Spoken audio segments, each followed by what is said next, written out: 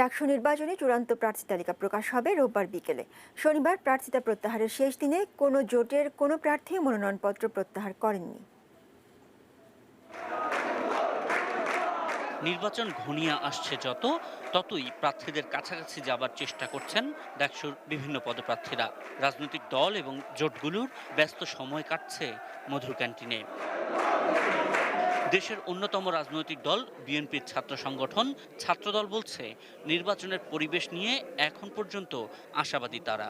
তবে আচরণবিধি লঙ্ঘনের অভিযোগ করছেন ক্ষমতাসীন আওয়ামী লীগপন্থী ছাত্রলীগের ভিপি প্রার্থীর বিরুদ্ধে।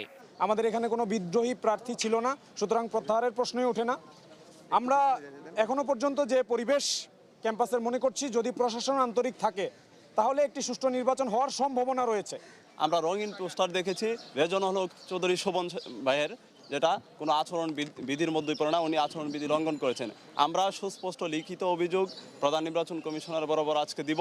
একজন নয়, কেউ কেউ যে হয়েছে তার কিছু প্রমাণও পেয়েছে যে তাদের প্রার্থিতা প্রাতিষ্ঠানিকভাবে ঘোষিত হওয়ার আগেই তারা বোধহয় নির্বাচন কেন্দ্রিক প্রচারণা করার একটা অপচেষ্টা নেওয়ার চেষ্টা করেছে। আমি কেন্দ্রীয় ছাত্রলীগের সভাপতির সাথে কথা বলেছি এই বিষয়ে। উনি এই বিষয়ে কনসার্ন নয়, ওনার কনসার্ন না নিয়ে ওনাকে বিতর্কিত করার জন্য কোনো একটি মহল সুনির্দিষ্টভাবে এই কাজগুলো করছে। ডাকসু নির্বাচনে প্রথমে ভোটার তালিকা থেকে বাদ পড়েছিলেন প্রগতিশীল বাম জোটের জিএস প্রার্থী উম্মে হাবিবা বেনজির। তার পরিবর্তে প্রার্থী ঘোষণা করা হয় ফয়সাল মাহমুদকে।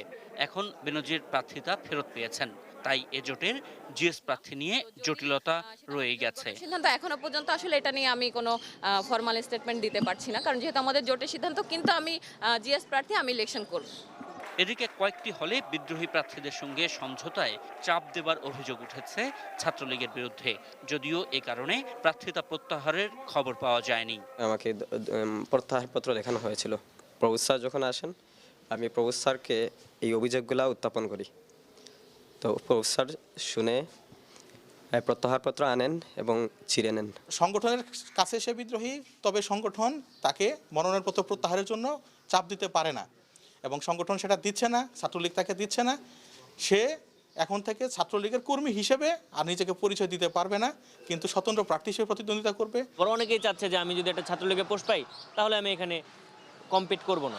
এরকম যারা রয়েছে তাদের সাথে আমরা কথা বলেছি। আমরা কাউকে জোর করে বা আমাদের কনফিডেন্স লেভেল এতই নিম্ন নয় যে কাউকে জোর করে বসিয়ে দিতে হবে। Ashikur Rahman Apu, ATN news, Dhaka.